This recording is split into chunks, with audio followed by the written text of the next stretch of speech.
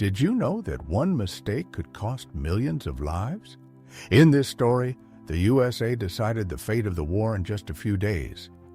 If you're interested in the truth about World War II, subscribe and hit the like button. There are many shocking facts ahead. November 1941. Wright Field, Dayton, Ohio. Imagine a single lamp burning in an otherwise darkened office. Lieutenant Colonel Benjamin Kelsey sits at his desk, the hour long past sunset, a phone receiver glinting in the dim light.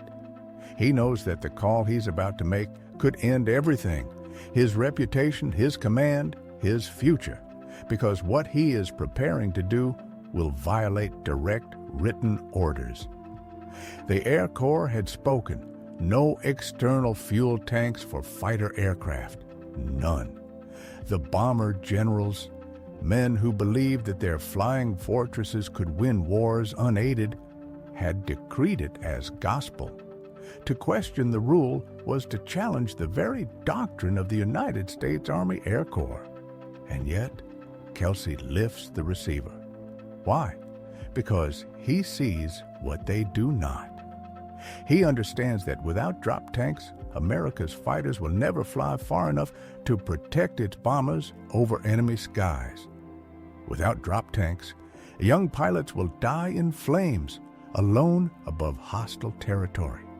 Without drop tanks, America itself may lose the war that is rapidly approaching. Kelsey calls his contacts at Lockheed Corporation. There are no official documents, no signatures, no memos, only a quiet handshake and an understanding among engineers who can read the writing on the wall. In secret, 100 P-38 Lightning fighters will be modified. New fuel lines, reinforced hardpoints, and mounts for external tanks. He knows the risks. If anyone at headquarters discovers this covert alteration, the blame will fall squarely on his shoulders. His career would be over in a heartbeat. But if war comes, and every intelligence report screams that it will come soon, those forbidden tanks could mean the difference between triumph and disaster. Kelsey cannot yet know it, but his act of defiance will change the course of history. 16 months later, April 18th, 1943, Guadalcanal. The tropical air trembles with the roar of 18 P-38 Lightnings lumbering down a rough, dusty runway, each aircraft burdened with an impossible load of fuel. They are about to attempt something no fighter pilot has ever done before, a flight so long, so exacting, that most planners dismissed it as madness. Across 400 miles of open ocean, the pilots will fly barely above the waves, navigating not with radar or radio, but with a compass, an airspeed indicator, and a wristwatch. One error, one deviation, and they will vanish into the Pacific. And yet, almost miraculously, they arrive within 60 seconds of their predicted time on target. Ahead of them flies Admiral Isoroku Yamamoto, the mastermind of Pearl Harbor, the strategic heart of the Imperial Japanese Navy. In a matter of minutes, Yamamoto's aircraft will be shot from the sky. Japan's greatest admiral will be dead, slain not merely by bullets, but by a quiet act of rebellion that gave American fighters the range to reach him. The story of how forbidden technology brought down Japan's most brilliant naval commander does not begin with a dogfight or an explosion. It begins with a bureaucratic war, fought not in the skies, but in the conference rooms of the U.S. Army Air Corps. It is the tale of engineers who saw the truth before their generals did, of innovators stifled by rigid doctrine. It is also a tale of code breakers who deciphered a secret message and handed their commanders an opportunity so precious, so perilous, that many believed it too dangerous to act upon. And ultimately, it is the story of 18 pilots who undertook a mission the mathematician said could not be done, and succeeded through sheer brilliance, technical ingenuity, and a courage that bordered on the reckless. The arithmetic of aerial warfare in 1941 was cruelly clear. A fighter without external tanks could fly only a few hundred miles from its base. Bombers, however, heavy, lumbering, ambitious, were designed to strike deep into enemy lands, far beyond the reach of their supposed escorts. The numbers didn't lie. Without men like Benjamin Kelsey, and without the quiet defiance that made those numbers bend, America's bombers would have flown alone into the jaws of war. The year was 1941, and to every fighter, pilot, and engineer with a spark of imagination, the solution seemed almost insultingly simple. Give the fighters more fuel. Attach external tanks beneath their wings, extend their reach, and let them guard the bombers from takeoff to target and home again. It was pure logic, a mechanic's elegance, simple, efficient, life-saving. But logic had no place in the fortress of doctrine. The men who ruled American air strategy rejected this idea with a zeal that bordered on the fanatical. They were the true believers of the bomber mafia, a name first whispered by their critics, but one they wore almost with pride. To them, the path to victory was not lined with fighters, but with fleets of heavy bombers, flying in close formation, bristling with machine guns like porcupines of steel. They preached that these bombers would defend themselves, each one guarding the next, in an unbreakable ring of fire. No enemy fighter, they insisted, could pierce such a wall. So why waste precious resources on escort fighters? Why dilute the glory of strategic bombing with support aircraft? Their reasoning was elegant, mathematical, and fatally wrong, but in the military, belief backed by rank becomes policy. By 1941, the bomber mafia had seized the levers of American air power. Their vision dictated which aircraft would be built, which ideas would live or die. Their influence was absolute. Official Air Corps policy declared that external drop tanks were forbidden, not to be designed, not to be tested, not even to be discussed. Fighter aircraft would not be altered to carry them, and any engineer who dared to try would find his career abruptly terminated. It was into this atmosphere of rigid orthodoxy that Benjamin Scoville Kelsey was born to dissent. Benjamin Kelsey entered the world on March 9, 1906 in Waterbury, Connecticut, a town better known for its brass than for dreams of flight. Yet from childhood, Kelsey's imagination soared. He was drawn to the sky, to engines, to the elegant mysteries of flight, a fascination that led him to the Massachusetts Institute of Technology, where he earned a Bachelor of Science in Mechanical Engineering in 1928, followed by a Master's in Aeronautics in 1932. These were the pioneering years of aviation, when aircraft engineering was still a young science closer to alchemy than modern mechanics. To study aeronautics in those days was to step into the unknown. Kelsey joined the Army Air Corps on May 2, 1929, and quickly proved himself more than a pilot. He was an engineer who understood airplanes as living systems, from the tips of their propellers to the stress points of their tail assemblies. By 1934, he had become Fighter Projects Officer at Wright Field, the beating heart of American military aviation research and development. It was a position that allowed him to shape the future of air combat for more than a decade. Kelsey's immediate superior was Colonel Oliver Patton Eccles, the Air Force Chief Material Officer during World War II. Eccles was no narrow bureaucrat. He was a visionary, one of the rare few who grasped that the coming war would be a fought not just with courage, but with machines, innovation, and industrial might. He recognized Kelsey's brilliance and gave him what so few engineers in uniform ever received: freedom. When promising ideas clashed with outdated doctrine, Eccles quietly tilted the scales. When regulations stood in the way, he turned a blind eye. And when the bomber mafia's fury rose against Kelsey's unorthodox projects, Eccles shielded him. Years later, Kelsey would look back and say of Eccles, "He was the man who won World War II." It wasn't flattery, it was acknowledgement. Eccles' quiet support had made possible the fighter innovations that would one day change the balance of power in the skies. Among those innovations stood one aircraft above all others, the Lockheed P-38, Lightning, Kelsey's masterpiece, his legacy in metal and motion.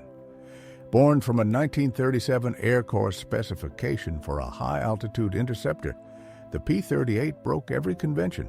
Its radical twin boom design looked more like science fiction than standard aviation. Between the booms sat a sleek central nacelle housing both the cockpit and the concentrated armament. Power came from two Allison V1710 engines, offering both speed and safety. Because if one engine failed, the other could bring a pilot home. Over the endless stretches of the Pacific, that reliability would prove priceless.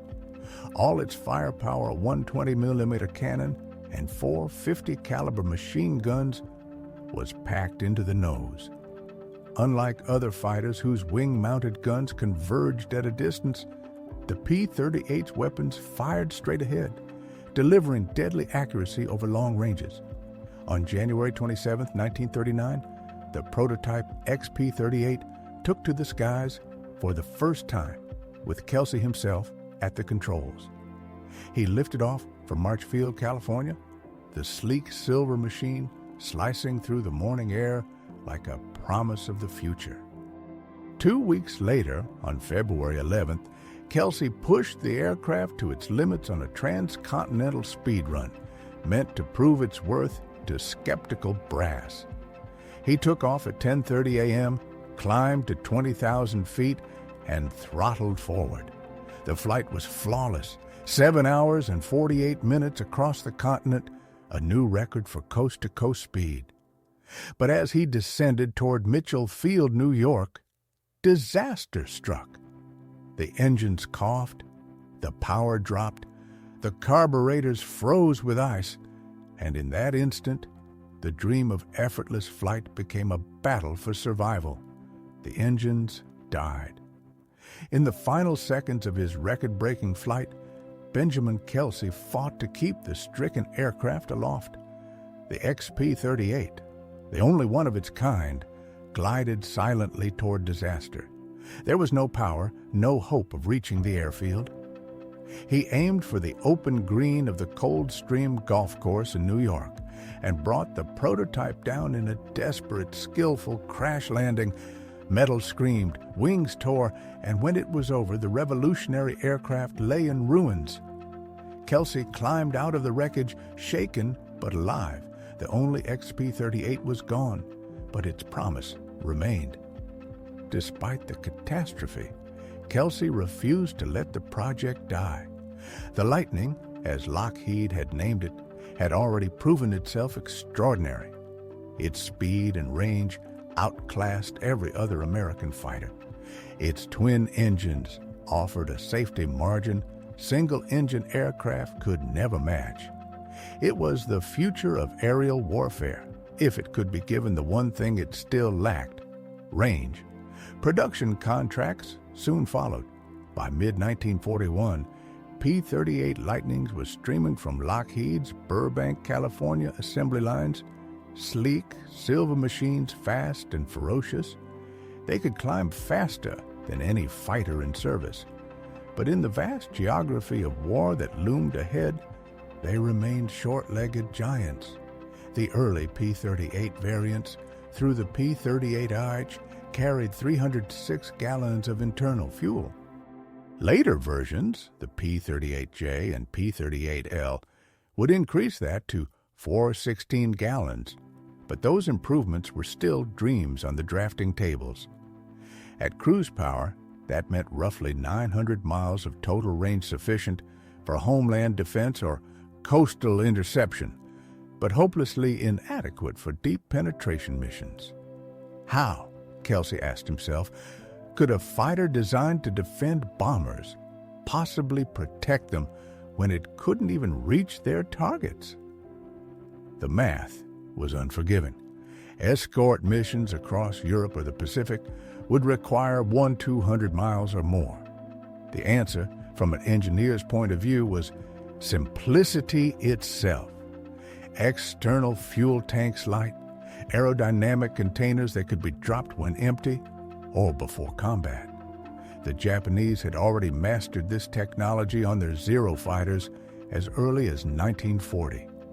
The United States, bound by doctrinal blindness, forbade it. Kelsey saw the storm coming. Germany's aggression in Europe was spreading like wildfire, and Japan's relentless expansion in Asia threatened American interests from Manila to Honolulu. When war came, and Kelsey knew it would be fought across distances that mocked the limited range of American aircraft. If American fighters were to matter at all, he had to act. Quietly, November 1941, 1 month before Pearl Harbor, Kelsey picked up the phone once again, this time not in defiance of war orders, but in anticipation of them. The call was short, cautious, and loaded with meaning. He reached Lockheed's engineers and asked for a discreet modification. The next 100 P-38E fighters on the production line were to be equipped for external fuel tanks. No written order, no official memo, just an understanding between men who knew what the future demanded. Fuel lines would be routed from the internal tanks to hardpoints beneath the wings.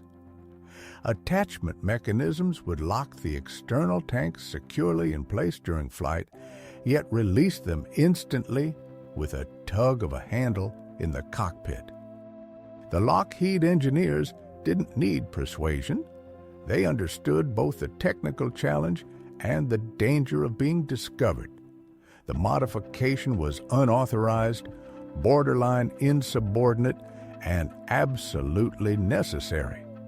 So they agreed with nothing more than a handshake. Over the next few weeks, under the hum of assembly lines and the cover of normal operations, the secret work began. Fuel lines were installed, hardpoints reinforced, electrical switches added so pilots could choose between internal and external tanks. The changes were invisible to the untrained eye, hidden within the aircraft's graceful aluminum skin. But the effect was transformative. The modified P-38s could now carry external tanks, extending their operational range by hundreds of miles. All that remained was to design the tanks themselves. It sounded straightforward, just build a container for fuel. But in aviation, nothing is simple. The tanks had to be aerodynamically perfect, shaped like teardrops to cut through the air with minimal drag. They had to be strong enough to endure combat stress, yet light enough not to cripple performance.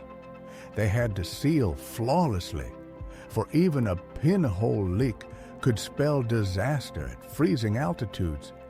And when released, they had to separate cleanly, falling away without striking the engines or control surfaces. Lockheed engineers produced two elegant designs, teardrop-shaped aluminum tanks.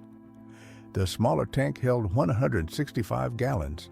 The larger carried 300 to 330 gallons, depending on configuration and fuel density. Each was roughly 13 feet long and 3 feet wide, mounted between the fuselage and the twin engines, close enough to the aircraft's centerline to prevent imbalance, even if only one tank was carried. It was a masterclass in functional beauty, a secret act of innovation born under the shadow of bureaucratic prohibition. By early December 1941, the first modified P-38s rolled out of the Burbank plant for quiet testing. The system worked flawlessly. The drop tanks fed fuel reliably. They released cleanly when commanded. Benjamin Kelsey had done it. He had outmaneuvered the bomber mafia and armed American pilots with the reach they would soon desperately need. Then came December 7th, 1941. The sky above Pearl Harbor filled with the drone of Japanese carrier aircraft. The bombs fell, the ships burned, and in a single morning, the United States was plunged into war. 403 Americans were killed, 178 wounded. 18 ships of the Pacific Fleet were destroyed or crippled. 8 battleships took direct hits, 4 sank outright. The USS Arizona exploded, broke apart, and settled into the mud of the harbor, taking 100 sailors to their graves. In that moment of fire and smoke, every assumption of pre-war doctrine shattered, and the quiet defiance of Benjamin Kelsey was about to prove its worth on the global stage.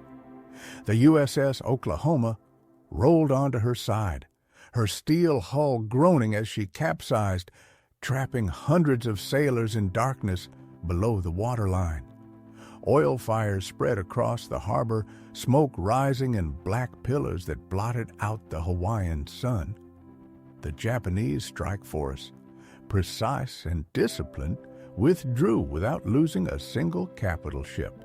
It was a tactical masterpiece, and the mind behind it belonged to Admiral Isoroku Yamamoto. Yamamoto's story began far from the Pacific battlefield. He was born on April 4, 1884, in Nagaoka, Japan, the 6th son of a humble schoolteacher. His given name, Isoroku, meaning 56, was a simple reference to his father's age at the time of his birth, a quiet marker of tradition in a nation poised between feudal past and modern ambition.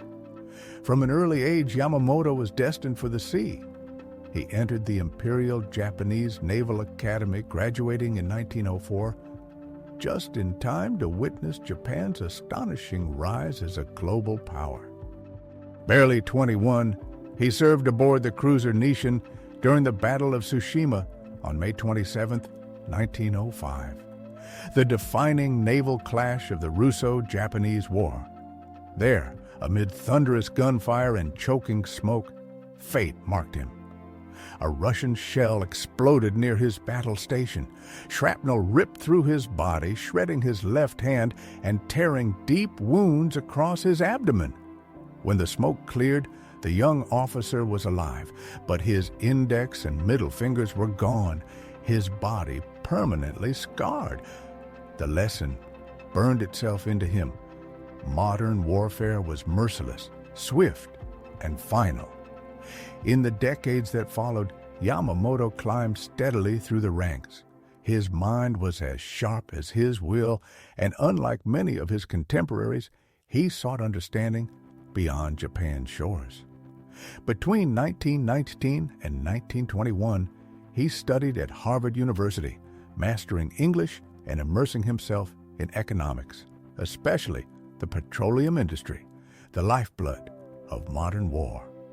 He traveled across the United States, from bustling cities to vast factories, absorbing every detail of America's industrial capacity. He saw its rhythm, its energy, its sheer scale, and he never forgot it. Twice, he returned to Washington as naval attaché, quietly observing American shipbuilding, war planning, and political temperament. By the late 1930s, Yamamoto commanded Japan's First Fleet, and in 1939, he rose to become Commander-in-Chief of the Combined Fleet, the most powerful position in the Imperial Navy. Yet even then, at the pinnacle of command, Yamamoto was a reluctant warrior. He opposed war with the United States. He had seen America's power firsthand, its factories, its endless resources, its unyielding spirit. "If I am told to fight," he reportedly warned, "I shall run wild for 6 months to a year. But after that, I have no confidence." He was right. But his warnings went unheeded.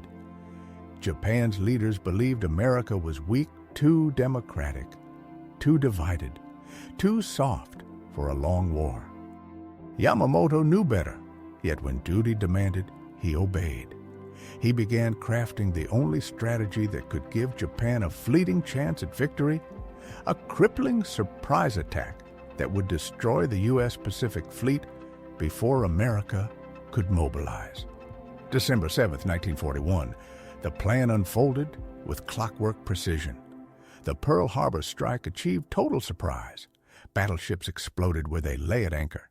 The attack killed 2,403 Americans, wounded 178, and crippled 18 ships, including 8 battleships, 4 of which were sunk outright.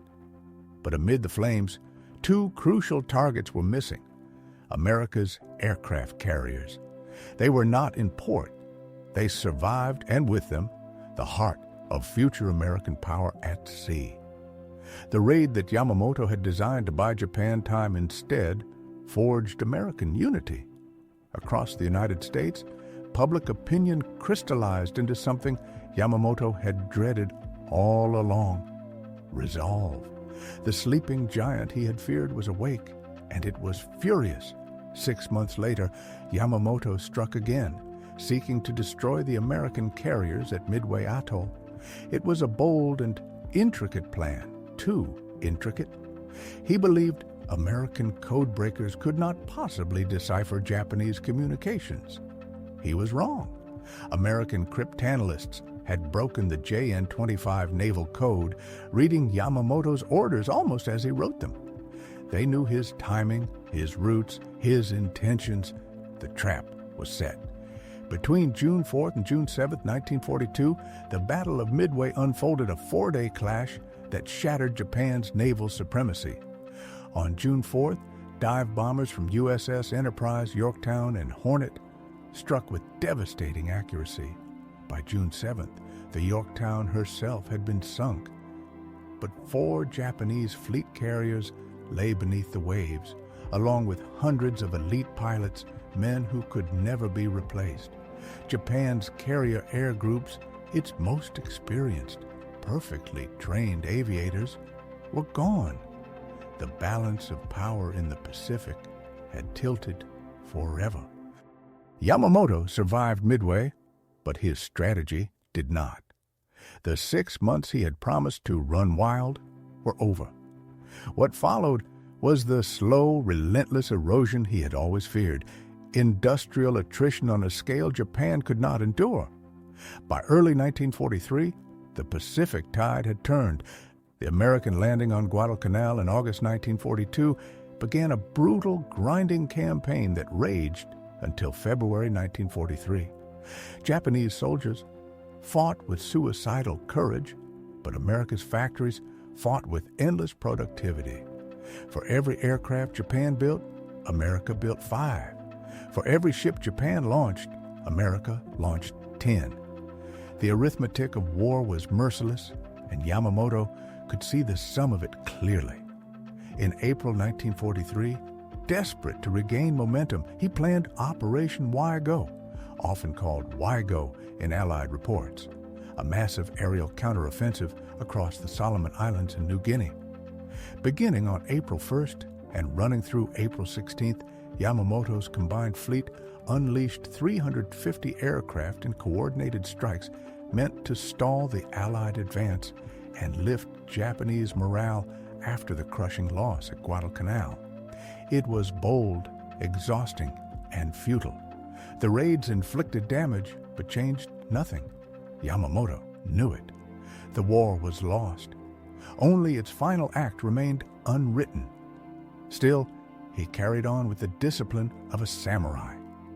After Operation Waigo concluded, Yamamoto decided to personally inspect Japanese bases in the Upper Solomon Islands. His presence, he believed, would raise morale, reassure his weary pilots, and show that their commander still led from the front. His staff drew up a precise itinerary, routes, times, escorts, all carefully logged. On the morning of April 18, 1943, Admiral Isoroku Yamamoto would board a Mitsubishi G4M Betty bomber at Rabaul, bound for Balalai Airfield near Bougainville. He could not know that his every move was already known to the enemy, read, decoded, and waiting for him in the skies above the Pacific. The schedule the Japanese staff drew up was surgical in its detail, a timetable encoded in the JN-25D naval cipher and stamped April 13, 1943, under the message number NTF 135. It listed times, aircraft types, escort numbers, and the exact hours Yamamoto would be on the ground. Precise, predictable, perfect fodder for an ambush. On April 14, 1943, American radio stations scattered across the Pacific clipped the transmission from the air. The signal was passed to Fleet Radio Unit Pacific at Pearl Harbor, Station Hypo, commonly called Heifer Apak, where a team of Navy cryptanalysts set to work. Who read the traffic? The actual code breaking was done by specialists such as Ham Wright, Tommy Dyer, and Alva Laswell. Meanwhile, analysts like John Paul Stevens, later a U.S. Supreme Court Justice 1975-2010, sifted decoded messages and prepared intelligence summaries. Within hours, the full itinerary lay open. Yamamoto's departure from Rabaul, his arrival and departure at Balal, the types of aircraft he would use, and the size of his escort. Everything an ambush planner could ask for. Admiral Chester Nimitz, Commander-in-Chief of the Pacific Fleet, received the intelligence and saw at once what it meant. What commander would not? Yamamoto, the strategist who had conceived Pearl Harbor and steered Japan's early maritime victories, was not just another enemy admiral. His death would be a psychological and strategic blow. But there was a lethal dilemma.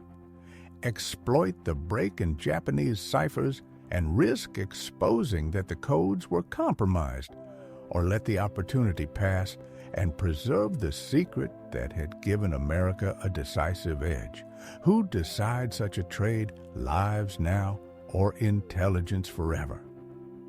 The choice rose to the highest level.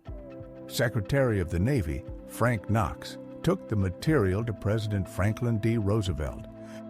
Contemporary accounts vary. Some insist Roosevelt's reply was the crisp order, "Get Yamamoto," though that exact phrasing remains contested, but the directive was unmistakable. Nimitz was empowered to plan an interception. The chance to kill Japan's foremost admiral outweighed the peril to code security. Nimitz passed the mission to Admiral William Halsey, commander of U.S. forces in the South Pacific, who in turn charged Rear Admiral Mark Mitchell, air commander in the Solomons, to develop the operation. Mitchell's staff operated out of Henderson Field on Guadalcanal, a battered airstrip that had been the center of months of savage fighting, a place where Marines, Navy, and Army flyers converged to wage a war of attrition. Mitchell examined the decrypted itinerary and faced a harsh arithmetic problem: range. The interception point, west of Bougainville Island, lay about 435 miles from Henderson Field in a straight line. Intelligence cautioned against direct routes. Japanese coast watches and scattered radar installations could spot an approaching force. So the attacking formation would have to approach by a long, stealthy arc to the south and west, adding roughly 150 miles to the outbound leg. That made it 600 miles to the target, and if the planes then flew home directly, the total mission would be roughly 1,000 miles. Could fighters based at Henderson manage that? No, not under normal circumstances. In the entire Pacific theater, only one fighter had the theoretical reach: the Lockheed P-38 Lightning. The P-38G, then at Guadalcanal, carried 306 gallons of internal fuel, giving it about 900 miles of range at cruise settings, enough for many missions, but short of the approximately 1,000-mile Yamamoto intercept when factoring in combat time consumption. That shortfall would doom the plan, unless the P-38s could carry auxiliary tanks. Here, the quiet work of Benjamin Kelsey paid off. His unauthorized modifications had equipped some P-38s to accept external drop tanks. With two standard 165-gallon tanks, one under each wing, a P-38 could add 300 to 30 gallons of fuel, nearly doubling endurance. But Mitchell's fuel accountants did not stop at optimism. Their calculations were mercilessly exact. 600 miles outbound at low altitude, where dense, humid air chews fuel faster, 10 to 15 minutes of combat at maximum power, and a 400-mile climb and cruise return. Every fraction of a gallon mattered. The common 165-gallon tanks might not suffice for the entire profile. What the planners truly wanted were the larger 300-gallon tanks. Therein lay the logistics snag. The three P-38 squadrons stationed at Henderson had been pleading for sufficient drop tanks for weeks. Supply creaked through Army channels, and the Southwest Pacific rarely got priority. Guadalcanal had a handful of 165-gallon tanks, but not enough for 18 aircraft, and no 300-gallon tanks at all. If Mitchell was to mount the mission, he needed the big tanks, and he needed them now. Admiral-level leverage moved through the system.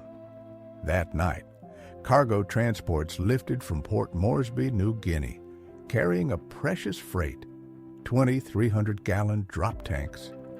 In darkness and by instruments, they crossed hundreds of miles of open water, guided by navigators and the thin mercy of the weather, and arrived at Henderson Field before dawn. Mechanics and ground crews were waiting on the strip. When the transports touched down, the men raced to offload and mount the tanks.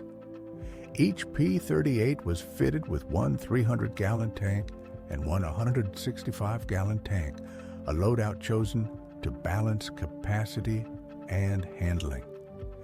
In the hush before sunrise, the force that would hunt Yamamoto took shape, fragile, exacting, and perilously within reach of success. The asymmetric loadout placed roughly 1,000 pounds of extra weight on one side of each aircraft. Yet the tanks were mounted close enough to the center line that experienced pilots could compensate with careful trim and throttle control. By the first pale light of dawn, 18 P-38 Lightnings stood ready on the coral strip of Henderson Field, configured for what would become the longest and most audacious fighter mission yet attempted in the Pacific War. The man chosen to lead them was Major John Mitchell, commander of the 339th Fighter Squadron. At 32, the Mississippi-born pilot was already an ace with 5 confirmed kills. Calm, deliberate, and gifted with uncanny navigational instincts, Mitchell was exactly the sort of leader a mission like this required: steady under pressure, precise to the second. And precision on this day would mean the difference between triumph and disaster. His briefing was stark and direct. 18 P-38s, a 600-mile overwater flight at wavetop altitude. No radio chatter, no second chances. Radio silence was vital. Any stray transmission could alert Japanese listening posts or radar operators. The formation would fly by dead reckoning alone, guided by compass headings, airspeed, and time. For 2 hours, they would skim the Pacific, barely 50 feet above the waves, invisible to radar. Then, if Mitchell's calculations held true, they would reach the interception point 10 minutes before Admiral Yamamoto's aircraft arrived. Their margin of error was counted in seconds. If they arrived too early, Japanese observers might spot them too late, and Yamamoto would be safely on the ground, surrounded by hundreds of soldiers and the 75 Zero fighters based at Kahili Airfield on Bougainville. Mitchell made one request: a Navy compass. The Army compasses installed in P-38s were fine for standard missions, but unreliable for such long precision navigation. Marine Corps Lieutenant Colonel Luther Moore supplied a superior Navy model, renowned for stability.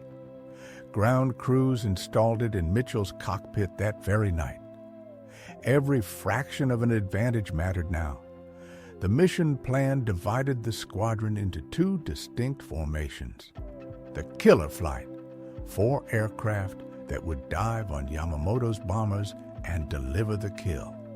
The top cover group, 14 aircraft that would remain higher, shield the killers, and engage any Japanese fighters that arrived. Mitchell himself would lead the top cover group. The killer flight would be commanded by Captain Thomas Lanphier, Jr., a 24-year-old from Detroit, confident and combative, already credited with several victories. His wingman would be First Lieutenant Rex Barber, calm, methodical, a marksman. The remaining 2 pilots were First Lieutenant Besby Holmes and First Lieutenant Raymond Hine, both seasoned and trusted men. Intelligence left little doubt about the target. Admiral Isoroku Yamamoto would be flying in a Mitsubishi G4M Betty bomber, a twin-engine aircraft repurposed for transport duties. The Betty was fast and long-ranged, but notoriously fragile. The Japanese had sacrificed armor plating and self-sealing fuel tanks to reduce weight. American pilots had nicknamed it the Flying Zippo because a single burst of tracer fire could turn it into a fireball. Yamamoto's escort would consist of 6 A6M Zero fighters from the 204th Kokutai. Agile, swift, and deadly at low altitude, the Zeros were still formidable opponents, but they carried a fatal handicap.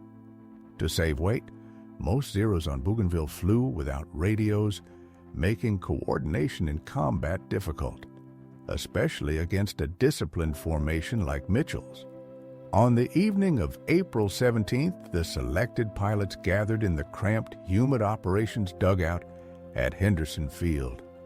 A single lamp cast shadows across the walls as Major Mitchell spread maps across a rough wooden table.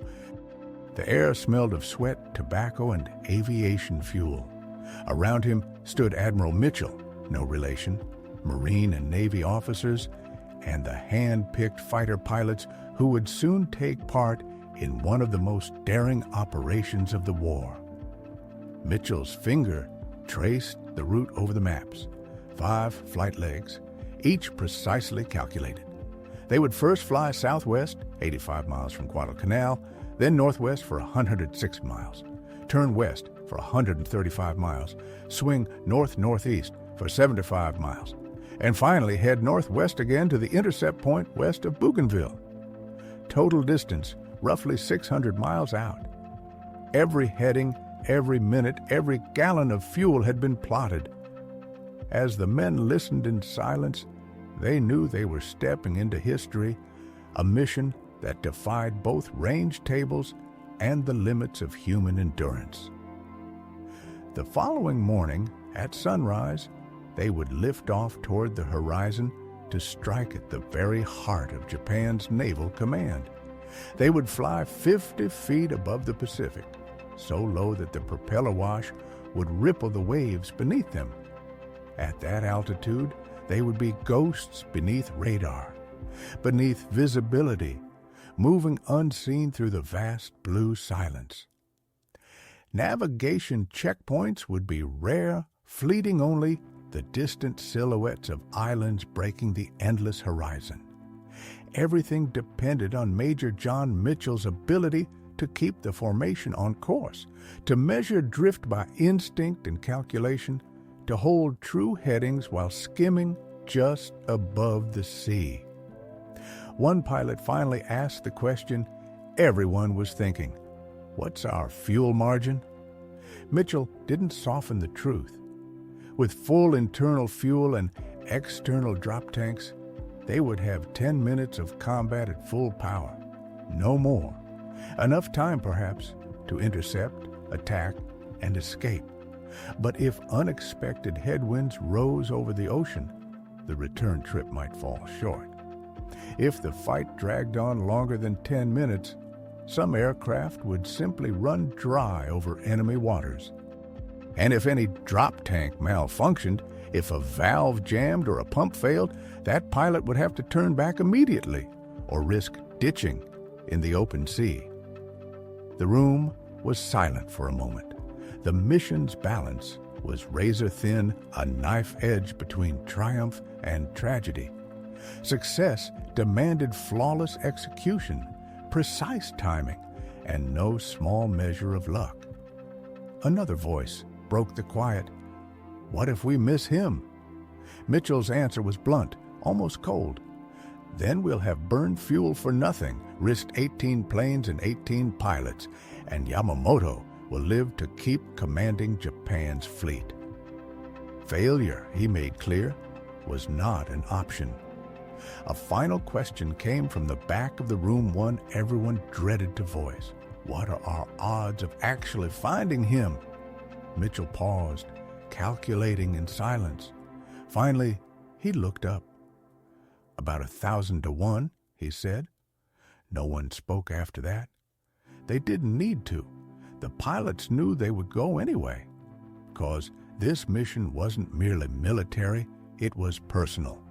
Orders from Admiral Nimitz, approval from President Roosevelt, and the target was the man who had planned Pearl Harbor. The name itself, Operation Vengeance, spoke volumes. Mitchell dismissed the men, telling them to rest what little they could. Takeoff, 7:25 a.m., April 18, 1943. Exactly 1 year to the day after the Doolittle raid on Tokyo.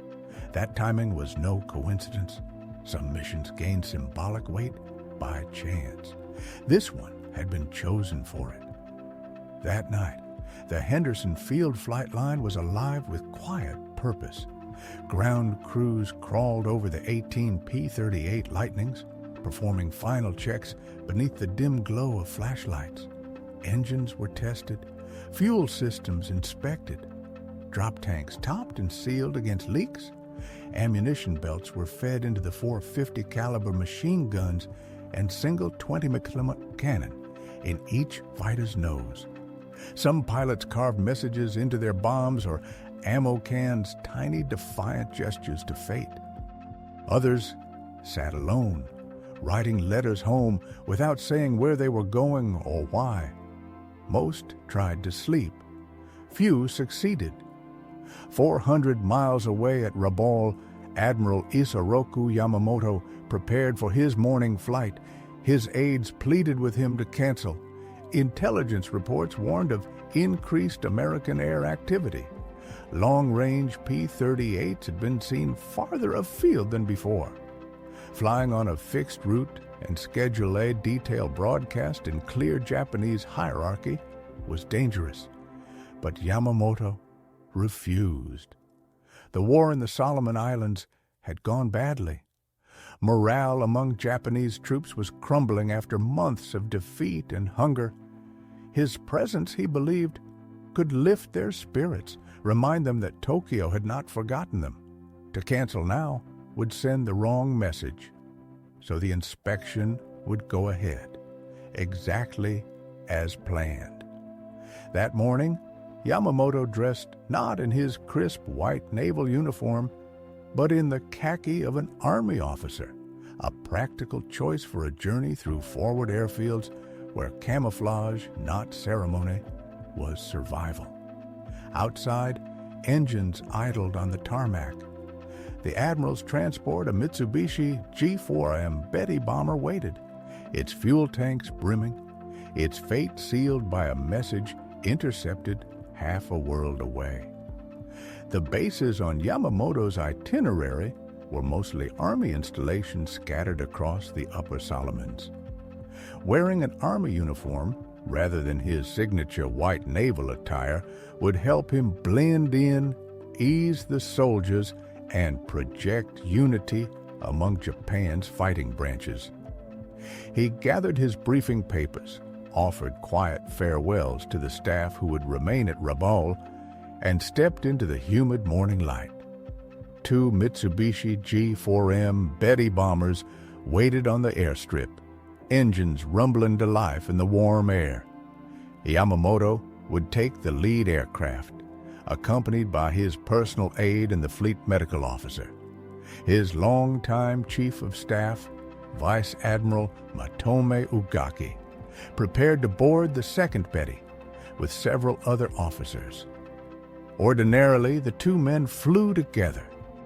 But that morning, Yamamoto abruptly changed plans. A whim, perhaps, or a precaution no one recorded. He instructed Ugaki to fly in the second bomber. It was a small, almost trivial decision, one that, before the day was out, would save Ugaki's life.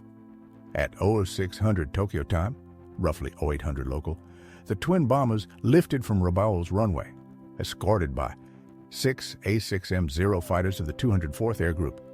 The escort formed up in 2 neat V formations of 3 aircraft each, climbing smoothly to 6,500 feet, the altitude that offered the best balance between fuel efficiency and visibility. The formation turned southeast toward Bougainville, cruising at 180 miles per hour. The flight would last about 1 hour. Inside the lead, Betty, Admiral Yamamoto, settled into his seat, reading over papers and schedules for his planned visits to Balalai and Buin. He was calm, even relaxed. His schedule had been transmitted through Japan's most secure JN-25D naval cipher, a system his cryptographers assured him was unbreakable. There was no reason, none, to think the Americans could possibly know. On Guadalcanal, 400 miles away, the Americans were already in motion. At Henderson Field, the pilots of the 18 P-38 Lightnings gulped down hurried breakfasts, though few could manage more than a few bites. At 7 to 10 a.m., they walked toward the flight line. There they stood, 18 gleaming war machines, each burdened with 3,000 pounds of fuel in internal and external tanks, their wings heavy with the weight of destiny.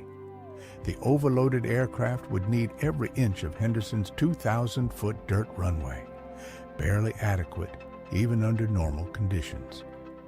Admiral Mark Mitchell, the mission's overall commander, positioned himself at the end of the strip, watching solemnly as the pilots climbed into their cockpits. He knew exactly how much was at stake and how slim the margin for success really was.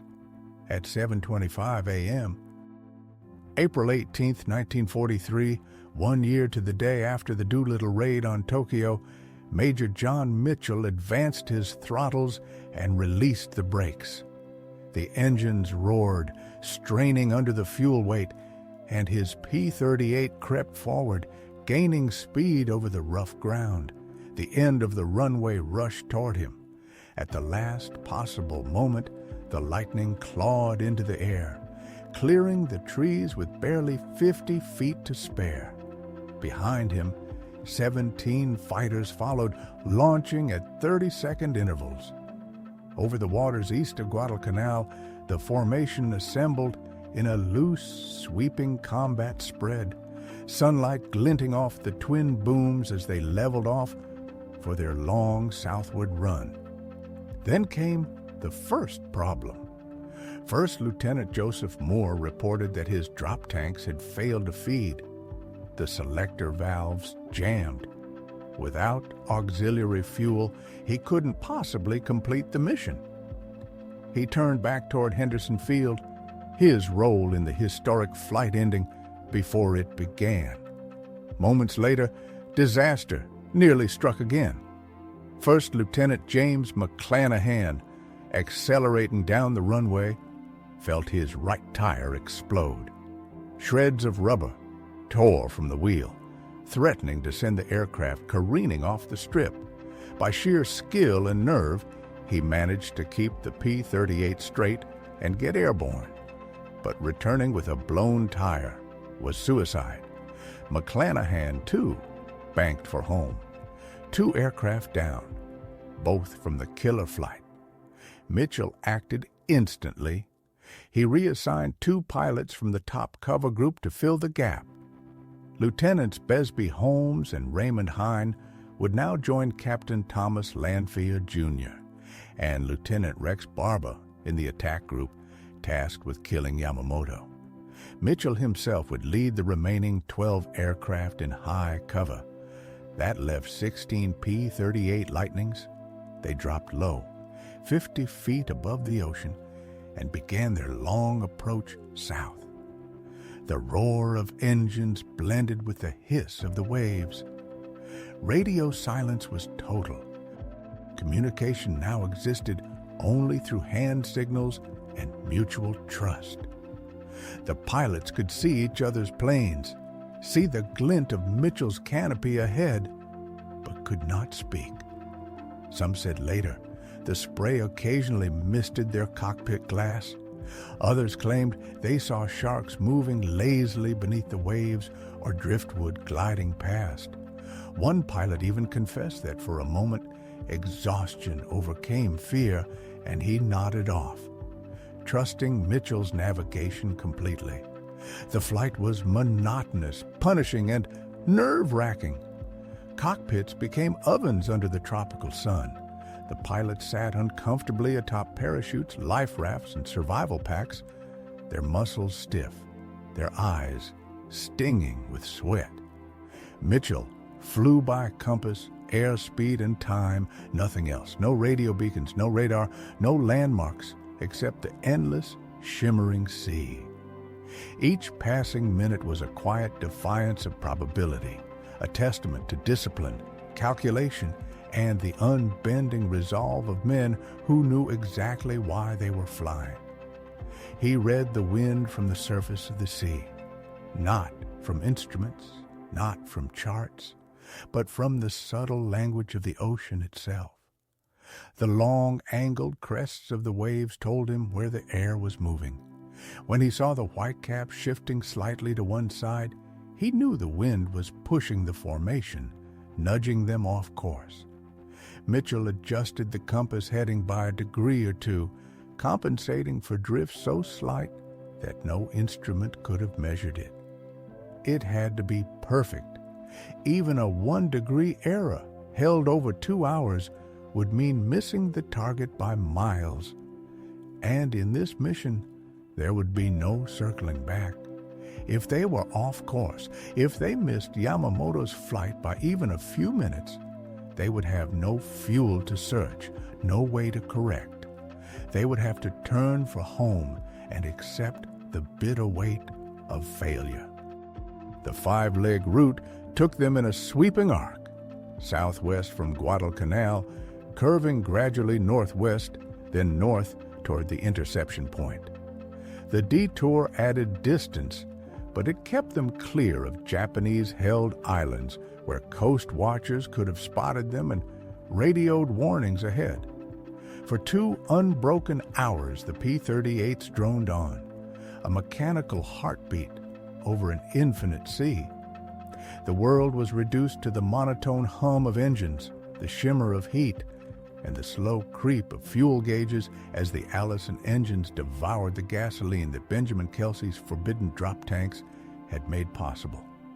Then, at 9:33 a.m., after 2 hours and 3 minutes of flight, Mitchell saw land, the dark green edge of Bougainville Island emerging through the haze. He checked his watch. They were exactly on schedule. The navigation, done by eye, instinct, and stopwatch, had been flawless. He keyed his microphone for the first time since takeoff. A brief transmission crackled through the static. "Bogies! Enemy aircraft!" Heads snapped up. At 6,500 feet, precisely where intelligence had predicted, two Mitsubishi G4M Betty bombers flew in loose formation, escorted by 6 A6M-0 fighters. The Japanese formation was descending toward Balalai, just 15 minutes from landing.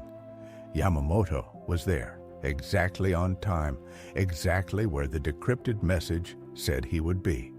The impossible had happened. The 1,000-to-1 odds had just paid off. Mitchell glanced at his watch again. 9:34 a.m., 1 minute early.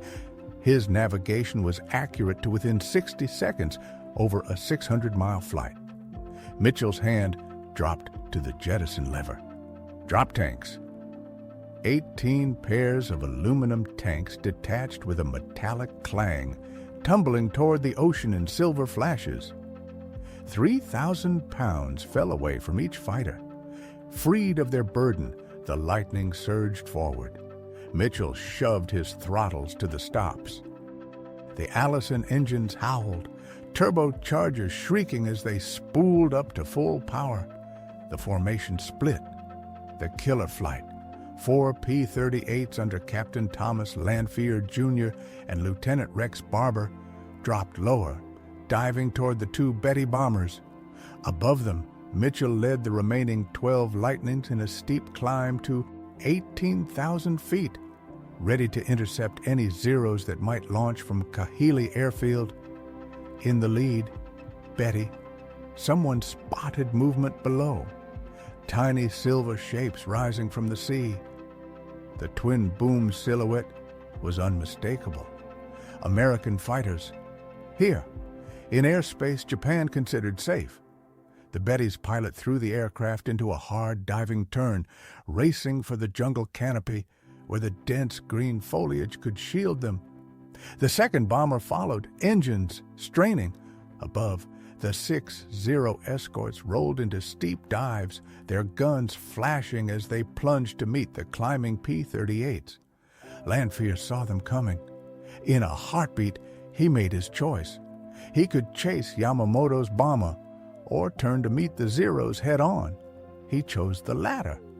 Pulling his Lightning into a steep climbing turn, Lanphier pointed directly at the onrushing fighters.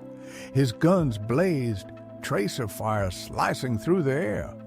The Zeros scattered, their attack broken before it could form.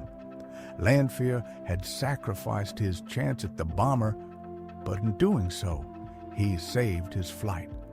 Now, only Lieutenant Rex Barber was in position to finish the mission. Barber dove hard, closing on the lead Betty, Yamamoto's aircraft. The bomber was now barely 50 feet above the jungle canopy, engines screaming as it tried to flee at full throttle. Barber's borrowed P-38 Miss Virginia shook with vibration as he closed the gap. 200 yards, 100. He lined up his sights and pressed the trigger. The Lightning's 450 caliber machine guns and 20mm cannon roared in unison. Bright tracers slashed into the Betty's right engine. Metal flew from the cowling. The engine erupted in flames, spewing black smoke. Barber adjusted his aim, walking the fire across the fuselage toward the left engine. More impacts, more smoke, this time white, coolant or fuel spraying from ruptured lines. The bomber rolled sharply left, its wings trembling under the stress. Barber yanked back on the stick, nearly colliding with the flaming aircraft as it dropped toward the jungle. He twisted in his seat, watching over his shoulder. The Betty hit the trees and vanished in an explosion, a blossoming fireball amid shattered vegetation. Yamamoto was dead. Barber had no time to celebrate. Zeros were still diving, and the sky above Bougainville was about to erupt into chaos. The sky erupted around him. Zeros swarmed like angry hornets, and Barber slammed his P-38 into violent defensive maneuvers, twisting and diving to shake 2 fighters clinging to his tail. Bullets chewed into aluminum. The airframe shuddered as metal fragments winked off wing and fuselage. Warning lamps stuttered and glowed in the cockpit like dying fireflies. Could this machine, riddled with holes, still carry him 400 miles back to Guadalcanal? Barber answered that question with nothing but hands-on controls and faith in the lightning's stubbornness. Behind him, the other killers closed on the second Betty, the bomber that carried Vice Admiral Matome Ugaki. Holmes and Hine finally freed their stuck drop tanks and fell on the fleeing transport. Holmes sprayed the Betty's right engine. Smoke began to bloom. His closure speed kept him past the bomber before he could finish the strike. Hine poured a long, defiling burst into the fuselage. Then, though his own fighter was grievously wounded, Barber wheeled back for one last pass. More rounds hammered into the Betty. Control was gone. The bomber slammed into the surf near Moyler Point and disintegrated in a screaming explosion of water, timber, and flaming wreckage. Ugaki, strapped in his seat, felt the ocean smash into the aircraft. He blacked out. When he came to, he was bobbing in the sea, held afloat by a life vest, one of only 3 survivors from that second Betty. Every soul aboard Yamamoto's plane, however, was dead. Above that ruinous melee, Mitchell's top cover tangled with Zeros streaming out of Kahili. The sky was a churn of tumbling fighters and tracer fire, but remarkably no American P-38s were lost during this phase. Several returned scarred and leaking, but airborne. Then Mitchell spotted the black column of smoke rising from the jungle west of Buin, the unmistakable sign that the lead Betty had met its end. Mission accomplished. Fuel, however, had become the inexorable clock. The formation had lingered in the combat area for 11 minutes, 1 minute more than the planners had budgeted. Every extra second in full power consumed gallons they could not afford. Mitchell ordered the turn for home. The Lightnings climbed to thinner air to eke out whatever efficiency they could. Pilots peered at fuel gauges with white-knuckle concentration, many red levels far below comfortable margins. Barber's battered Miss Virginia trailed a thin vapor wake from ruptured tanks, a sobering sight across the blue. He did the sums in his head. The arithmetic was cruel. The alternatives were worse. To turn back meant capture or the jungle. He pressed on, nursing engines, coaxing power, every readout a small betrayal. Not all would return. First Lieutenant Raymond Hine vanished in the confusion. No one saw him hit. No enemy claim matched his disappearance. Japanese records register no Zero loss that day, which makes aerial destruction unlikely. More probable is that Heine's aircraft was fatally damaged by debris from the Betty he attacked or by ground fire, forcing a ditching at sea or a crash into the jungle. Searches continued until May 28, 1943, but his body was never recovered. He was declared dead on April 19, 1944, exactly 1 year and 1 day after the mission. His remains were officially declared unrecoverable. One by one, the remaining 15 P-38s crossed the open water toward Guadalcanal. Pilots jettisoned empty tanks as they ran dry. Then slowly, the internal tanks began to tick down. Realizing the risk of solitary ditching, crews tightened formation. If they had to go in, they would go in together, increasing their chances of mutual aid and rescue. It was grim calculus. A clustered handful of survivors is far easier to find than flotsam scattered across an ocean. They made it.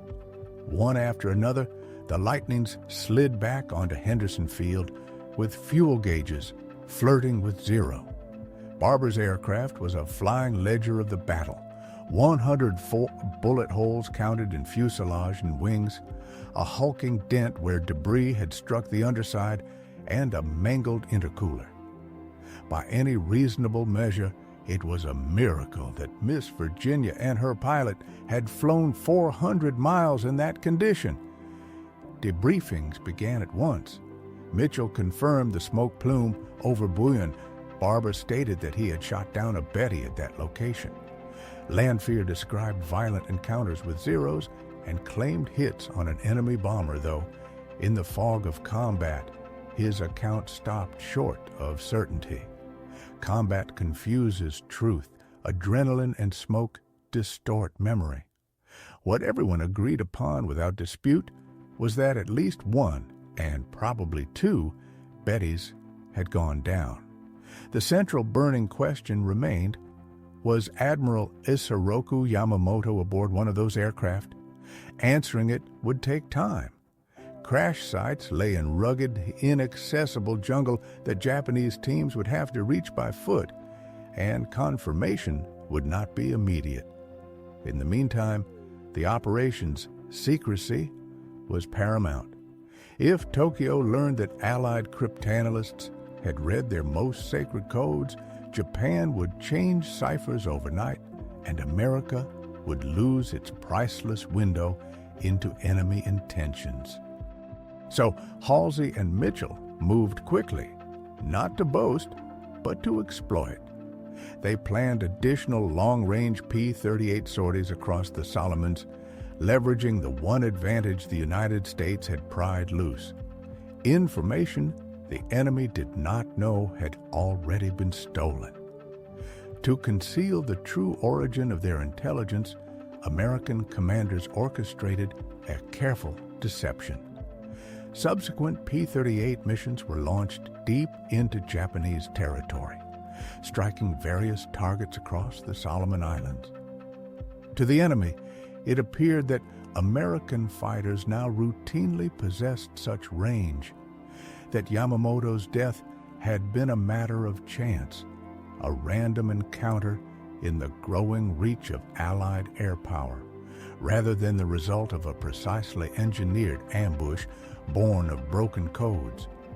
Meanwhile, far to the north, Japanese search teams hacked their way through the tangled Bougainville jungle. On April 19, 1943, a day after the shootdown, they found what was left of Yamamoto's Betty bomber, its wreckage scattered down a steep, forested hillside. Amid the twisted metal lay the Admiral himself, still strapped into his seat, which had been flung clear of the fuselage. His white-gloved hand still clutched his katana. 2 bullets had killed him instantly, one entering his left jaw and exiting through his right eye, another piercing his left shoulder. The wounds matched .50 caliber rounds, the very ammunition carried by the P-38 Lightnings, and their trajectory was from behind and below, exactly as Lieutenant Rex Barber had described his attack. The autopsy confirmed that Yamamoto had died instantly, his body showing no injuries from the crash itself. He had perished in flight, never knowing what struck him. Japan kept his death secret for over a month. Only on May 21, 1943, did the government finally announce that Admiral Isoroku Yamamoto had been killed in combat operations. No mention was made of the ambush or of how precisely his killers had known his schedule. To the Japanese people, the loss was devastating. Yamamoto had been the face of early victory, the genius of Pearl Harbor, a national hero. Inside Japan's high command, unease rippled. Some suspected a breach in their communication security, but they could not fathom that the JN-25 code, their most trusted cipher, had been compromised. The truth stayed hidden. In the United States, Operation Vengeance remained highly classified. The pilots were ordered to silence, yet secrecy soon cracked. In late May 1943, Time magazine hinted at the mission.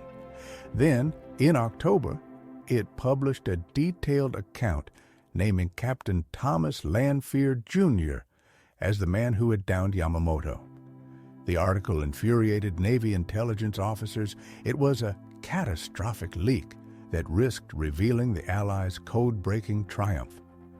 An inquiry followed, but no source was ever confirmed, though Lanphier himself was suspected of speaking too freely to reporters. The damage went beyond security. Major John Mitchell, whose flawless navigation had made the operation possible, had been nominated for the Medal of Honor. After the leak compromised intelligence, his nomination was downgraded to the Navy Cross, still a distinguished award, but not the nation's highest. All 18 pilots eventually received Navy Crosses for their courage, yet those who knew the truth understood that Mitchell's precision had deserved more. The final controversy centered on who actually shot down Yamamoto.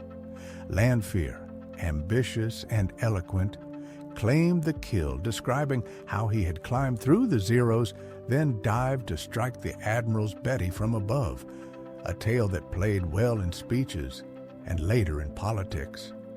Barber quietly insisted otherwise. He argued that Lanphier had never been in position, that he alone had pursued the lead bomber into the jungle and destroyed it. For years, accounts conflicted. 2 Bettys had been shot down. In the confusion, no one was certain which had carried Yamamoto. Only decades later did testimony from Japanese survivors, wreckage analysis, and the autopsy report settle the matter. The forensic evidence was irrefutable. The bullets had entered from behind and below, traveling forward through the Admiral's body. The trajectory matched Barber's approach exactly. Rex Barber had delivered the fatal burst that ended the life of Admiral Isoroku Yamamoto, the man who had awakened the sleeping giant at Pearl Harbor and who died 1 year later by the reach of the very defiance he had once underestimated. Lanphier had done his duty that day, turning into the attacking Zeros and drawing their fire away from his comrades, a decision that almost certainly saved lives. Barber, meanwhile, pressed the attack, finishing the job both men had begun.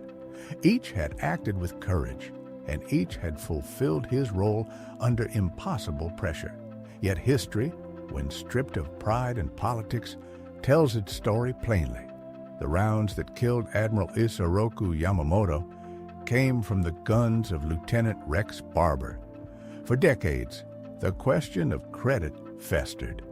In 1991, the U.S. Air Force attempted to settle the dispute with a bureaucratic compromise, awarding half a kill each to Lanphier and Barber. It was an unsatisfying verdict, one that ignored forensic reports, Japanese testimony, and the geometry of the battle itself. Barber continued to fight for recognition until his death in 2003. Lanphier had passed away 16 years earlier in 1987, still claiming full credit. Yamamoto's death, though swift and precise, sent shockwaves through the Japanese Navy that would echo for the remainder of the war. His successor, Admiral Minechi Koga, was competent, loyal, but lacked Yamamoto's audacity and vision. The change was immediate and profound. From that point forward, Japanese naval strategy turned defensive, reactive, a gradual withdrawal masked by desperate counterstrokes. The initiative in the Pacific had passed irrevocably to the United States. Japan would fight hard, but it would win no more major victories. The long retreat toward the home islands had begun. The strategic consequences of Operation Vengeance reached far beyond a single man's death. The mission not only removed Japan's most capable admiral, it also preserved one of America's greatest wartime advantages, the secrecy of its code-breaking program. The Japanese, shaken but uncertain, never fully grasped that their JN-25 cipher had been compromised. Out of misplaced confidence or bureaucratic inertia, they left key elements of their system unchanged. That decision proved catastrophic. For the rest of the war, American cryptanalysts continued to read Japanese communications, tracking fleet movements, anticipating offensives, and directing Allied forces with near clairvoyant precision. Every success that followed, from the Marianas to Leyte Gulf, rested partly on that invisible foundation. Yamamoto's death was a victory of precision. The survival of the codebreaker's secret was a victory of strategy. Japan honored its fallen admiral with solemn grandeur. His state funeral took place on June 5, 1943, deliberately chosen to coincide with the 9th anniversary of Admiral Togo's burial, binding Yamamoto symbolically to the nation's greatest naval hero. He was posthumously promoted to Marshal Admiral, the highest rank in the Imperial Navy, and awarded the Order of the Chrysanthemum. Nazi Germany added its own tribute, bestowing upon him the Knight's Cross of the Iron Cross with oak leaves and swords, one of its highest military honors. His ashes were divided, part interred at Tokyo's Tama Cemetery beside Admiral Togo. The remainder returned to his hometown at Chuko Temple in Nagaoka City. In death, Yamamoto became legend, the strategist who had once brought Japan its proudest victory and, through his loss, signaled its inevitable decline. Yet the story of Operation Vengeance is not just about cryptography and courage.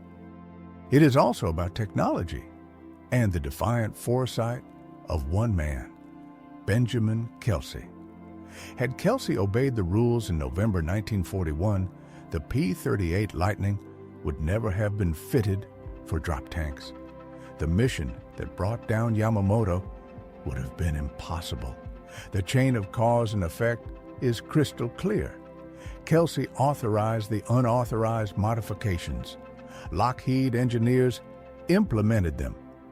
The P-38s at Henderson Field possessed the fuel lines and hardpoints to carry external tanks. When Mitchell needed fighters that could fly 1,000 miles, the Lightning was the only aircraft in the world that could. Without Kelsey's quiet rebellion, Yamamoto would have completed his inspection tour unscathed and triumphant. The story did not end there. Across 1943 and 1944, those same drop tanks transformed air warfare. P-38s equipped with them escorted bombers deep into German airspace, reducing catastrophic losses to the Luftwaffe. In the Pacific, Lightnings ranged more than 1,000 miles, striking targets previously unreachable. Other aircraft followed suit. The P-51 Mustang, fitted with drop tanks, could escort B-17s from England to Berlin and back. The P-47 Thunderbolt, once derided for its limited range, became a devastating long-range fighter bomber. By 1944, even the most stubborn advocates of the bomber mafia had to admit what Kelsey had known from the beginning: range was survival. Drop tanks were not optional accessories. They were instruments of victory. The official policy forbidding them quietly vanished, erased without apology. No one stood up to acknowledge that the rule had been wrong, or that Benjamin Kelsey's disobedience had changed the course of the war. But in every fighter that flew farther, struck deeper, and came home alive, his defiance lived on. The Lightning and the Vengeance mission. Imagine the sky over Europe in early 1944. Endless squadrons of bombers droning toward their targets, the cold wind of fate whispering through the fuselages. Each mission felt like a roll of the dice with death.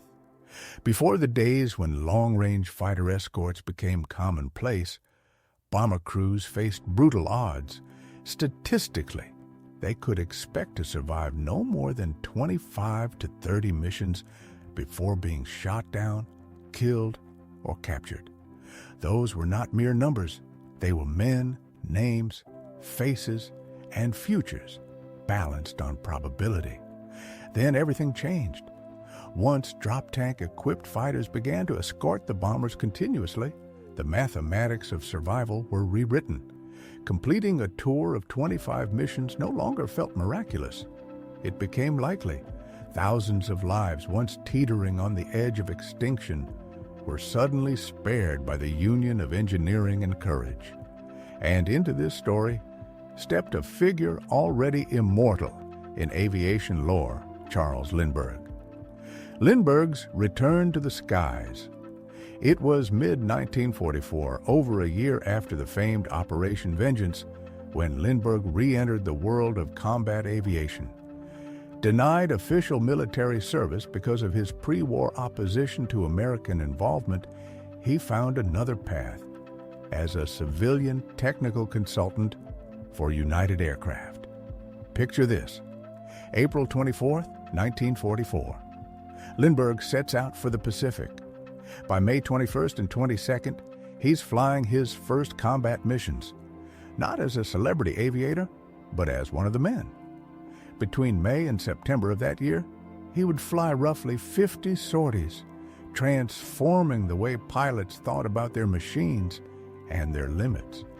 Lindbergh taught them to listen to their engines, to reduce the revolutions to 1600 RPM, to trust the auto-lean setting of the carburetors, to fly just a little slower, and in doing so, to go unimaginably farther. His methods cut fuel consumption from 90 gallons an hour to just 70. That meant range extensions of hundreds of miles, sometimes as many as 400. Missions that had once lasted 6 or 8 hours could now stretch to 10. His legacy was one of precision and efficiency, but timing was not on his side. His breakthroughs came too late to influence Operation Vengeance. That daring mission had already been flown, using standard fuel management and depending entirely on the extra range granted by the now legendary drop tanks. The strike that changed everything at Operation Vengeance succeeded because of a chain of genius and courage. It was Benjamin Kelsey's technical foresight that made the mission possible. His modifications to the P-38s turned theory into flight. It was John Mitchell's flawless navigation, cutting across 600 miles of open ocean, that brought the interceptors to their target at the exact moment. It was Rex Barber's steady hand and deadly accuracy that destroyed Admiral Isoroku Yamamoto's Mitsubishi, Betty. And through it all, the P-38 Lightning, a twin-engine fighter, once doubted and dismissed, proved itself the only American aircraft capable of reaching the target. In defying official doctrine, it fulfilled a destiny beyond expectation. The Lightning would go on to carve its legend in the Pacific skies. More than 100 Japanese aircraft would fall to its guns. Over 100 of its pilots would become aces, men who achieved 5 or more confirmed kills. Among them stood the giants of American air combat, Major Richard Bong with 40 victories and Major Thomas McGuire with 38. Both flew the P-38. Both became symbols of audacious mastery in the vast Pacific expanse.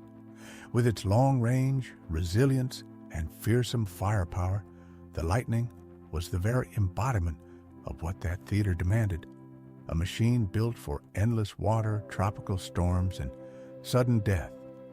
By war's end, more than 10,000 had been produced.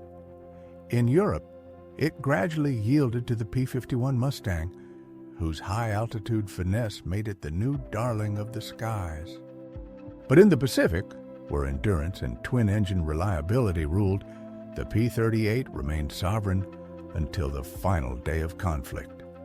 A mission beyond doctrine. Yet, for all its triumphs, Operation Vengeance stood as the P-38's most celebrated chapter. The downing of Yamamoto, Japan's naval genius, revealed a truth that sent tremors through military command structures. Even the tightest veil of operational security could be pierced by intelligence and daring. That single act proved that long-range fighters could perform surgical strikes far beyond the limits that planners had deemed possible. It showed that innovation, even when it broke the rules, could shift the tides of war itself. The heroes of the mission were as varied as they were indispensable. Benjamin Kelsey, an engineer and test pilot, understood that sometimes defying the manual was the only way to serve the mission. John Mitchell, the Mississippi fighter pilot, guided his men over an endless sea, armed only with compass and clock. Rex Barber, calm amid chaos, delivered the decisive bursts that ended Yamamoto's life. On the naval side, Admiral William Halsey's staff, often credited collectively as Admiral Mitchell's team, recognized the fleeting intelligence opportunity and seized it. Fleet Commander Chester Nimitz made the fateful decision to risk America's greatest cryptographic advantage, to reveal that Japan's codes had been broken, because the death of Yamamoto was worth the gamble. Behind the scenes were the unseen minds, the Navy cryptanalysts Ham Wright, Tommy Dyer, Alva Laswell, and traffic analyst John Paul Stevens. Their deciphered messages were the invisible map upon which the mission was drawn. Each played a role, each a link in an unbreakable chain. Break any link. The code breakers, the navigators, the mechanics, the pilots, and the operation would have failed. Intelligence without range was useless. Navigation without fuel was hopeless. Gunnery without intelligence was blind. Only together could they strike the blow that echoed across the Pacific. Epilogue: The Men and Their Memories. When the war ended, the architects of Operation Vengeance scattered back to civilian life, carrying memories they could not share, not yet. The mission remained secret for years, buried beneath layers of classification and silence. John Mitchell retired as an Air Force colonel and lived until 1995. Rex Barber became a civil engineer, quietly battling for decades to ensure his role in downing Yamamoto's plane was recognized. He passed away in 2003. Thomas Lanphier entered politics, maintaining until his death in 1987 that he had fired the fatal rounds. Each of them, in his own way, bore the invisible weight of history, men bound forever to a single extraordinary day when courage, intellect, and invention converged in the sky above Bougainville. And perhaps, as you imagine that formation of P-38 slicing through the Pacific dawn, you can feel what they must have felt: the vastness of the ocean below, the pulse of engines pushing the edge of possibility, and the quiet knowledge that sometimes victory belongs to those who dare to fly beyond the limits of doctrine. Epilogue: The men, the machines, and the ironies of fate. Picture the Pacific at war's end, carriers stretched across the horizon, aircraft dotting the sky like steel-winged hawks, and the men who commanded them standing at the edge of exhaustion and immortality. Admiral Mark Mitcher, the relentless master of carrier warfare, continued to lead his task forces across the Pacific's vast killing fields. His style was unmistakable: bold, calculating, and unflinching in the face of chaos. Those who served under him said he could smell opportunity in the smoke of battle. But the endless tempo of command came at a cost. When peace finally arrived, Mitcher's body was already broken by the unrelenting strain of years spent at war. He died in 1947, a warrior spent, but remembered as one of the Navy's fiercest tacticians. William "Bull" Halsey, his counterpart and sometimes rival, became one of the most famous naval figures in American history, a symbol of fiery determination and raw aggression. His name would echo through the decades as the embodiment of American naval spirit. Halsey lived to see his legend take root, passing away in 1959, and Chester Nimitz, calm and strategic where others were tempestuous, retired as Fleet Admiral, a title few men in history would share. He lived until 1966, long enough to witness the next great evolution of sea power. Submarines gliding silently under the waves with nuclear hearts, and carriers that launched jet aircraft instead of propeller-driven planes. For Nimitz, who had commanded fleets across the largest ocean on Earth, it was like watching the dawn of a new age, one born from the crucible he had helped to forge. The last kamikaze. Across the Pacific, on the other side of destiny, Admiral Matome Ugaki still carried the fire of the Imperial Navy within him.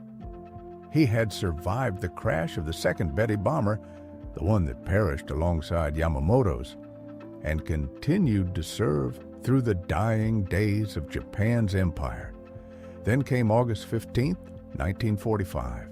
Japan had announced its surrender. The war was over, officially, yet Ugaki could not accept it.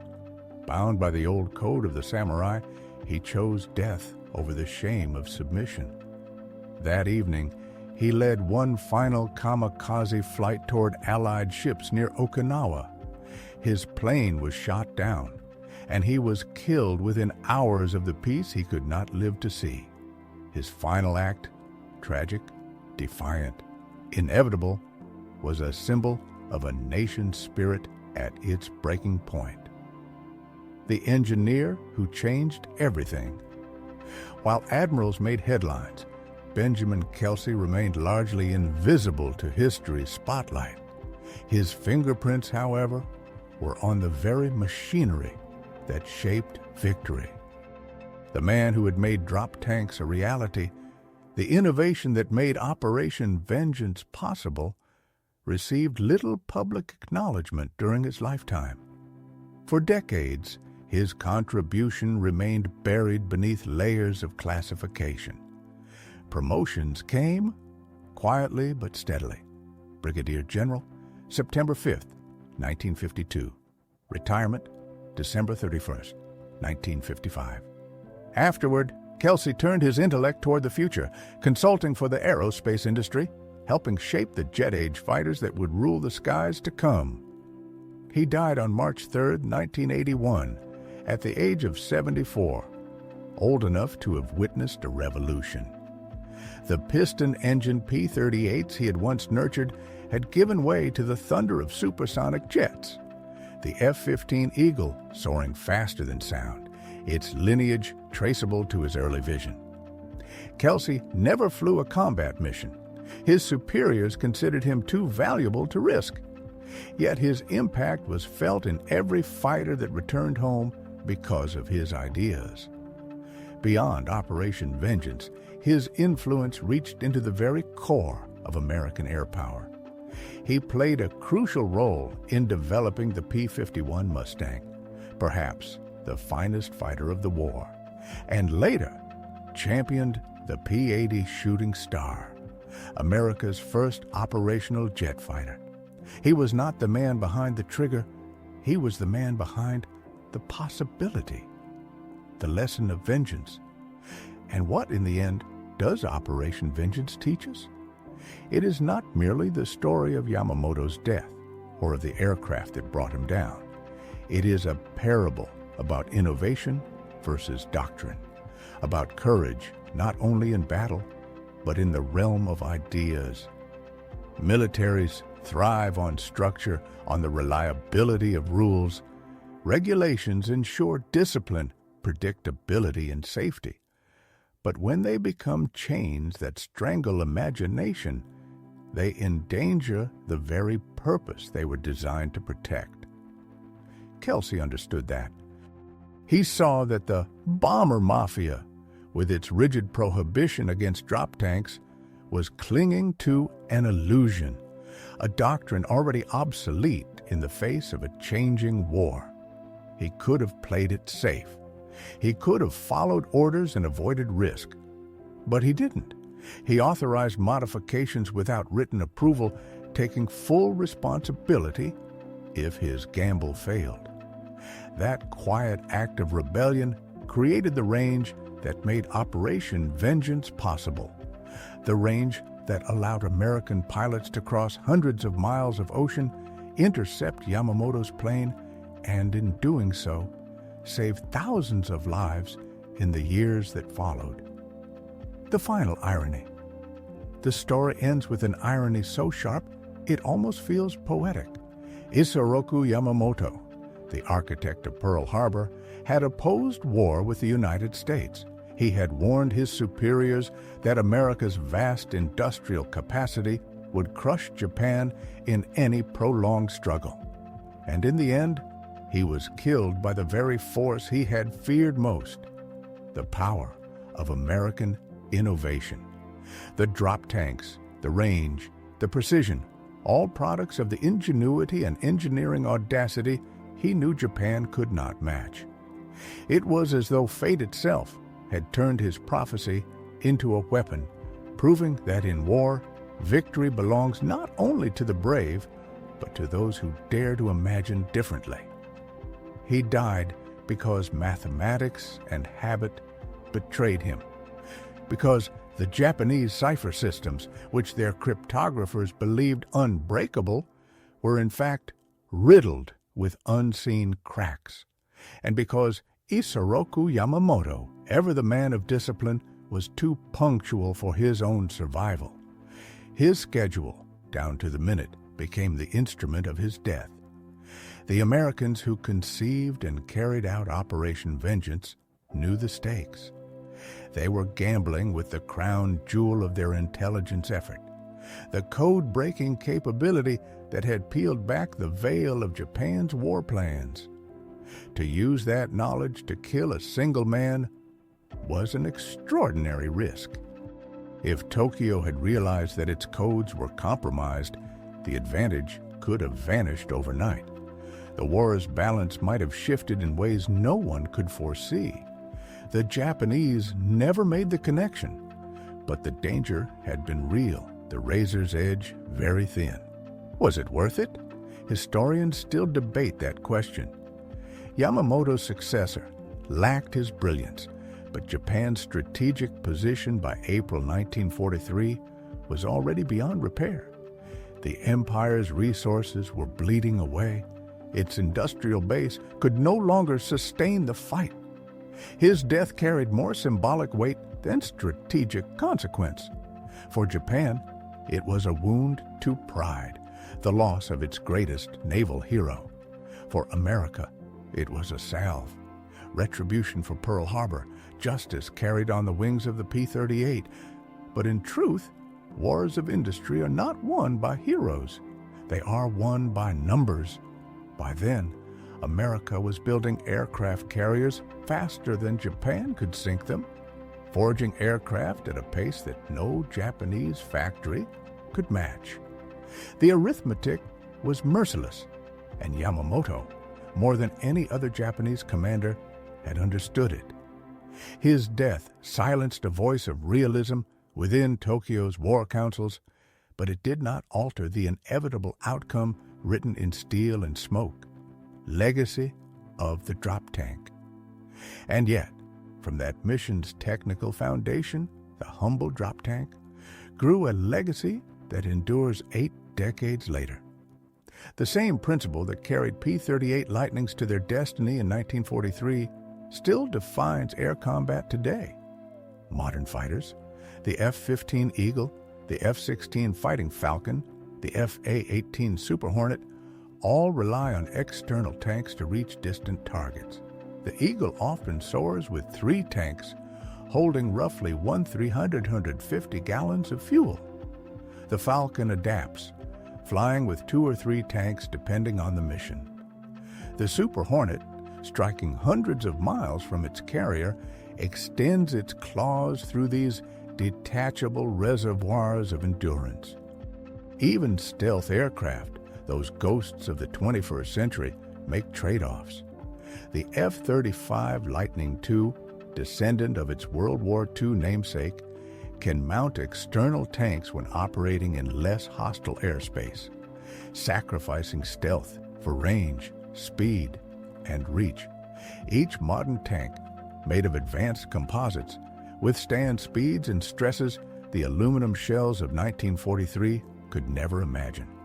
They cost between $20,000 and $50,000, a fraction of the hundreds of thousands required for a single aerial refueling mission. The math still favors the same solution Kelsey once championed: practicality and innovation walking hand in hand. Even in an age of satellites and stealth, the drop tank remains a silent monument to human ingenuity, to the idea that simplicity, when paired with courage, can change the world. The anatomy of innovation. At its heart, the story of Operation Vengeance is not just about vengeance at all. It is about innovation and the fragile ecosystem that allows it to thrive. Benjamin Kelsey saw what others could not. He understood that the doctrines worshipped by the bomber mafia were shackles, that their refusal to equip fighters with drop tanks would cost lives. He could have obeyed orders, kept quiet, and safeguarded his career. Instead, he chose defiance, authorizing modifications with no written approval, accepting full responsibility if they failed. That decision gave birth to the range that made the mission, and the thousands of missions after it, possible. But vision alone is never enough. Oliver P. Eccles provided the shield, the bureaucratic protection that allowed innovation to survive. Without him, Kelsey's rebellion might have been crushed before it ever left the drawing board. Then came the engineers, the Lockheed craftsmen, who turned concept into hardware, sketch into steel. In a matter of weeks, they designed effective tanks. In a matter of months, factory workers built them by the thousands. Execution matched imagination, stride for stride. Next, the cryptanalysts, the quiet minds of the Navy: Hamwright, Tommy Dyer, Alva Laswell, John Paul Stevens, breaking Japanese codes, translating patterns into opportunity. Then the warriors: Admiral Mitchell, who recognized what that intelligence meant; John Mitchell, the pilot who dared to navigate 600 miles over an empty ocean; Rex Barber, the young lieutenant whose aim turned strategy into history. Each link in this chain was essential. Remove one, and the mission collapses. The true lesson. So what does Operation Vengeance truly teach us? That innovation is never accidental. It demands rebels who challenge convention, protectors who shield them, craftsmen who build, and leaders who dare to use what others fear to trust. Kelsey's courage to question doctrine, Eccles's decision to defend him, Lockheed's engineers' speed, Mitchell's resolve to fly the impossible.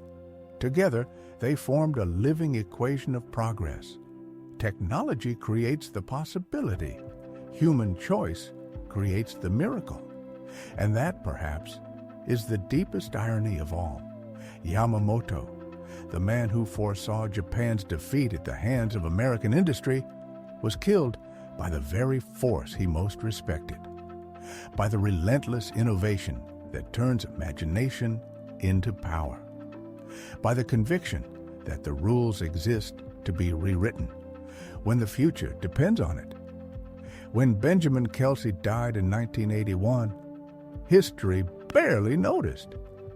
His obituary spoke dutifully of his role in fighter development, but it failed to capture the quiet defiance that had reshaped the very nature of air warfare.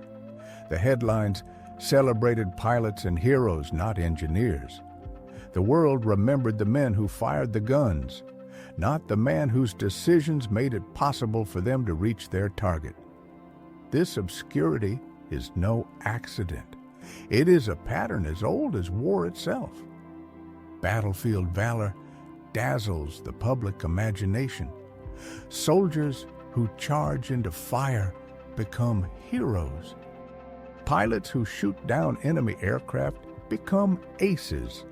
But the engineers, those who design, test, and refine the tools of survival, live in the long shadows of history. Their victories are quieter, their courage more subtle, yet their impact no less decisive.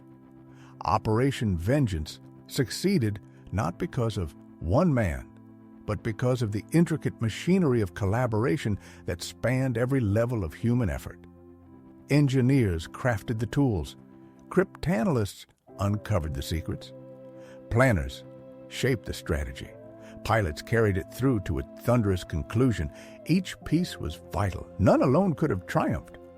The mission was a masterpiece of orchestration, intellect, ingenuity, and bravery, woven together into one perfect moment.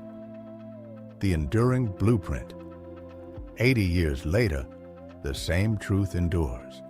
Modern militaries still depend on people like Benjamin Kelsey, those rare individuals who can see beyond the rulebook, who understand technology deeply enough to know when regulations themselves become obstacles.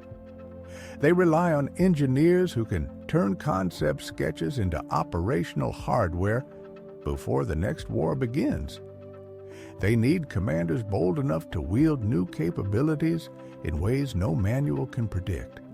And they depend on institutions flexible enough to nurture innovation without dissolving into chaos.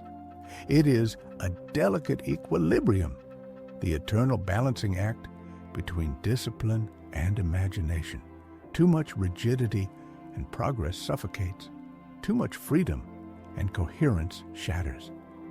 Finding that balance is the mark of great leadership, the very balance that Kelsey and Oliver P. Eccles achieved in 1941. Their judgment was vindicated 2 years later when 18 P-38 Lightnings, each carrying the once forbidden drop tanks, flew 1,000 miles across the Pacific to intercept and kill Admiral Isoroku Yamamoto. That flight was more than a military operation. It was the embodiment of an idea that progress is born not from obedience, but from courage, guided by vision. The meaning of the forbidden tanks. Those forbidden fuel tanks became symbols of something far greater than one mission's success. They represented the eternal tension between innovation and bureaucracy, between what is authorized and what is necessary. They stood for every engineer, every officer, every technician who has ever looked at a rule and thought, "This must change or men will die." They also stood for the simple truth that wars are not won by soldiers alone. They are won by the unseen, by the designers who build the tools, by the mathematicians who break the codes, by the administrators who quietly approve a requisition that should not exist. In that sense, Operation Vengeance is not just the story of one ambush. It is the story of how great victories are really made, through the cumulative, often invisible, courage of those who refuse to accept limitations when the stakes are human lives. The call that changed history. In the end, everything came down to a single, unauthorized phone call. It was November 1941. Kelsey, a young officer with an engineer's mind and a test pilot's nerve, picked up the phone and authorized modifications that directly violated official policy. He knew it was risky. He knew it could end his career. But he also knew it was right. 16 months later, those same modifications allowed 18 P-38 Lightnings to fly 1,000 miles across open ocean and kill the architect of Pearl Harbor. A single act of bureaucratic rebellion had rippled outward into one of the most daring missions of the Pacific War. That chain of causation, from quiet defiance in a Washington office to explosive triumph over Bougainville, revealed a profound truth about military power.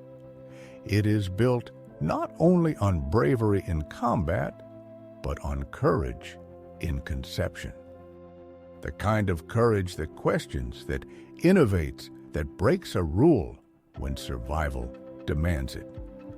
The final lesson, Operation Vengeance, stands as a monument not just to those who flew, but to those who thought differently. It reminds us that the most consequential battles are not always fought in the skies or on the seas.